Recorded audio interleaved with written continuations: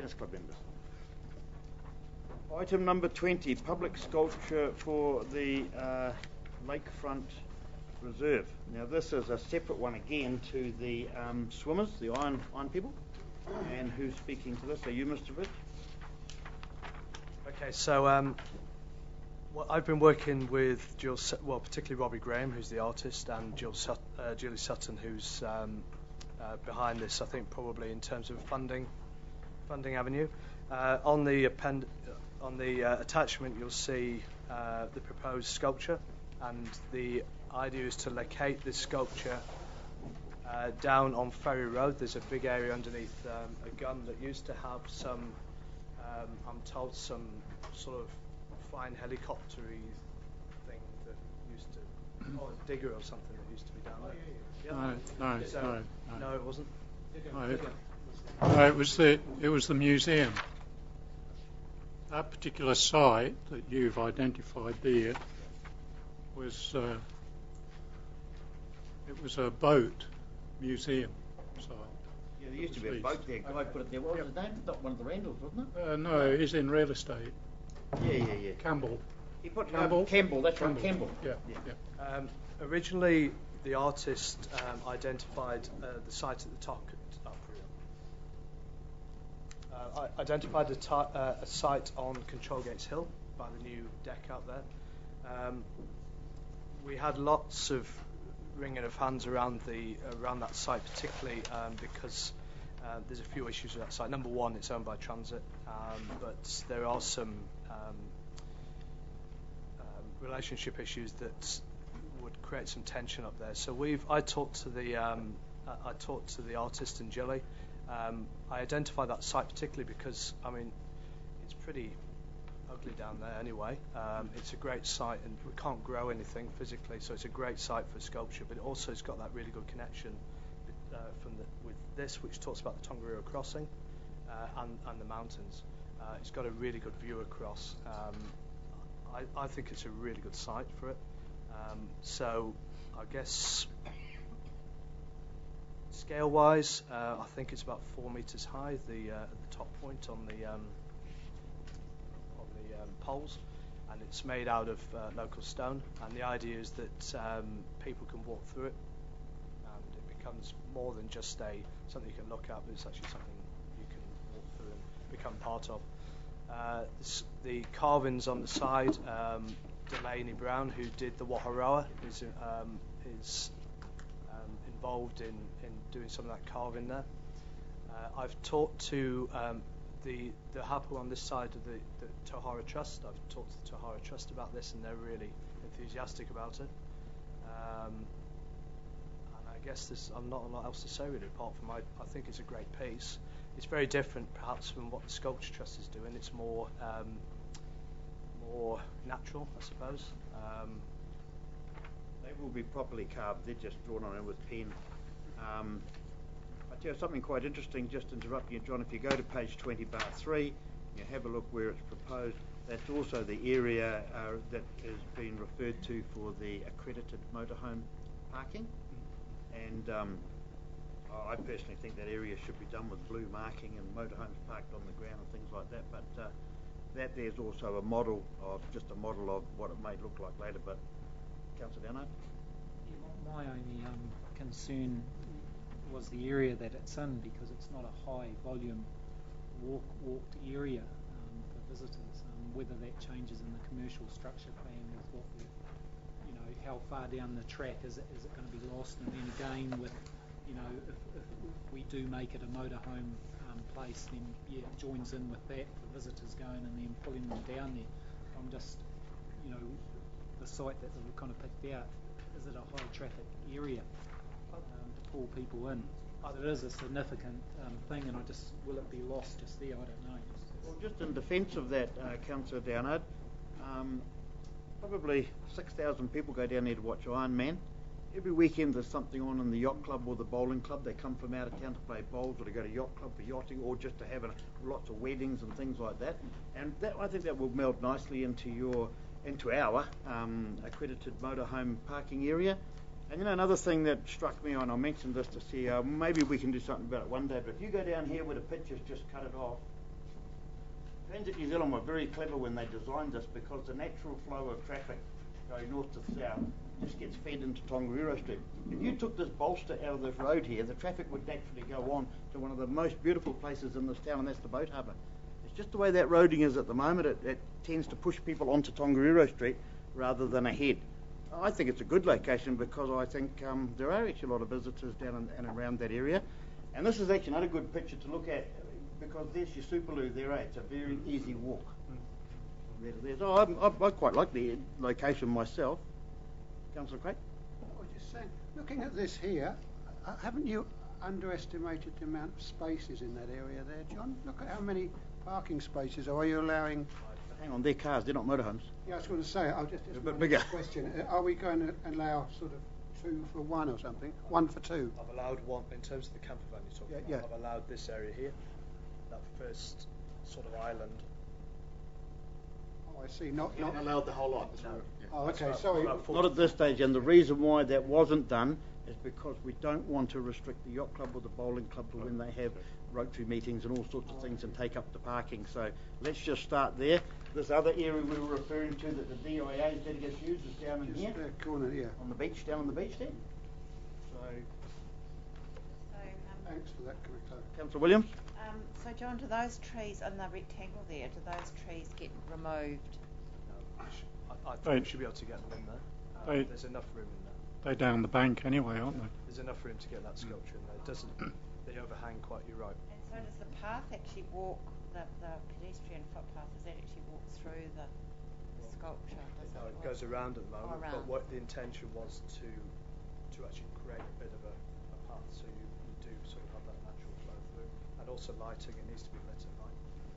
I have to say that I love the fact that I love the sculpture, and I love the fact that we're celebrating the work of a local artist, and also I think it's fantastic that Gilly Sutton has come on board to be the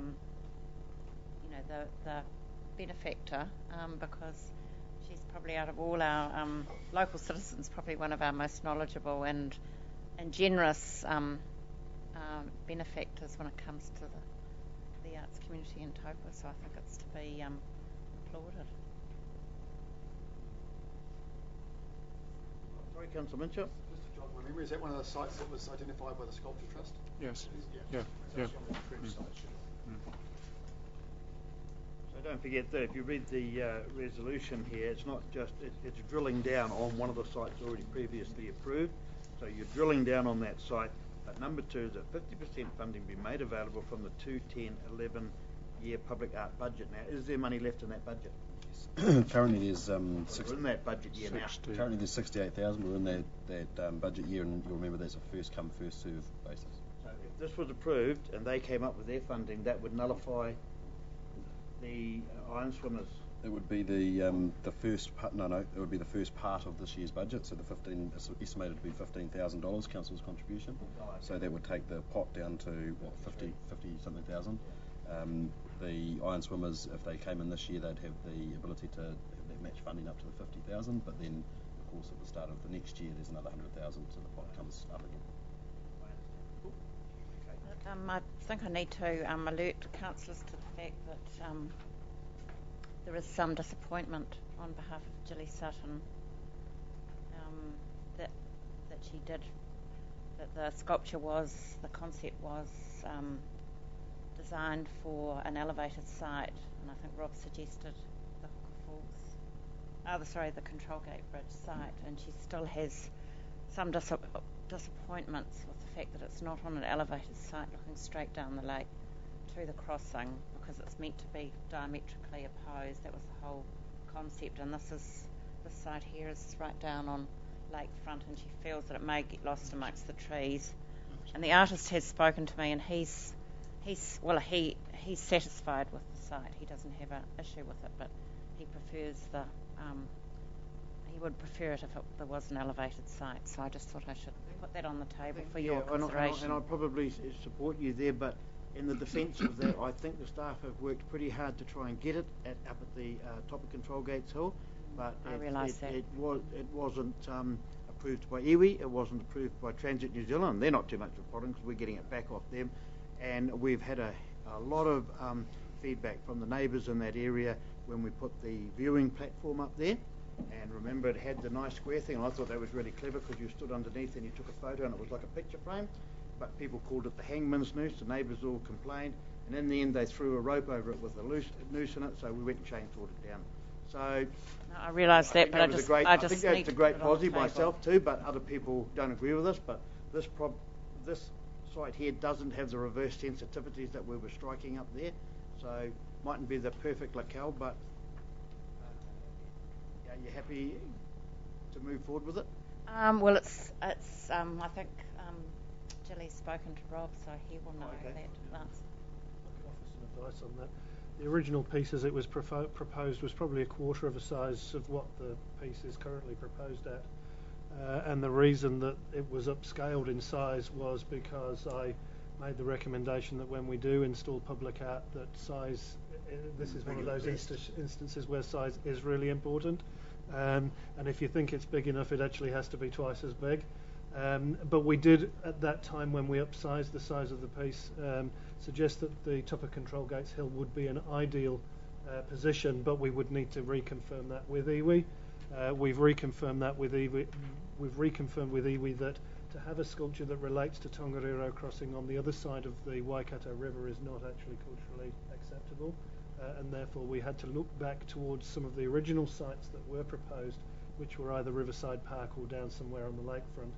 So in the process of trying to improve the idea at the start, we've actually ended up having to go back to the original ideas. And I think if we were to approve, or if you were to approve this location, we as staff need to go back to Jilly and just reconfirm that Jilly is accepting of the journey that we've been on, because ultimately we're in the same locality as we probably were right at the start of the process.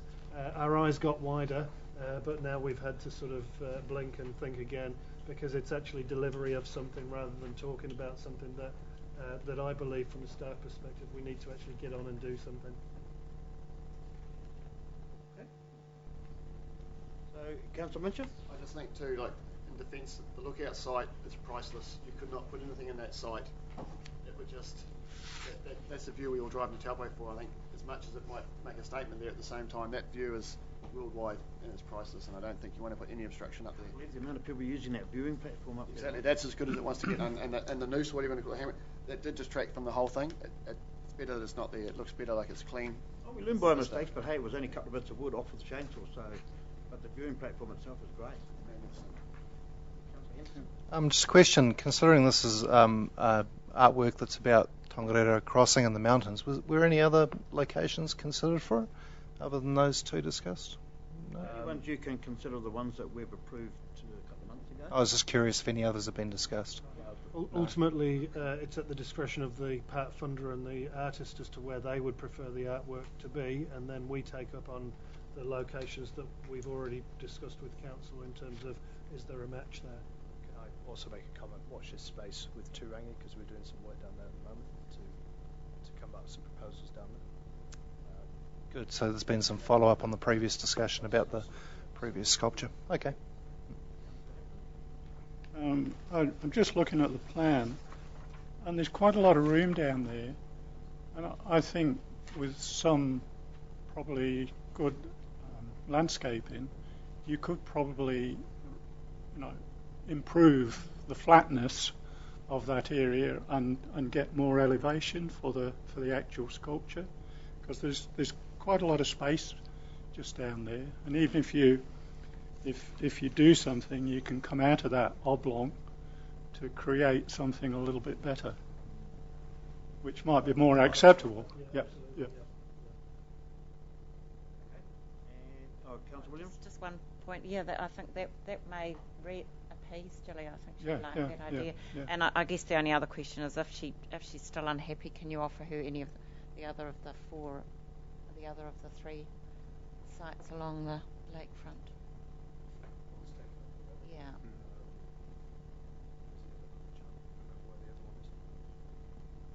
Let's just approve this in principle. You've got to go back to your half funder anyway. for final tick-off. So let's leave it at that and work with Gillian. And don't be constrained too much by just because somebody drew four green lines on a bit of paper. I mean, you know, use discretion, move it around. That was just a lease site to finish it. In fact, somebody should have gone like that, you know. We'd all probably been happy. That was one of them. But somewhere there. Well. Okay. Yeah. That was the use a bit of brain power.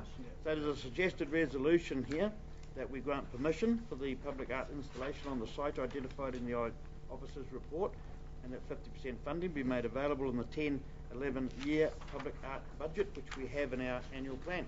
Do I have a mover? Move, Councillor Williams. Seconded, Councillor Croft. All those in favour say aye. Aye.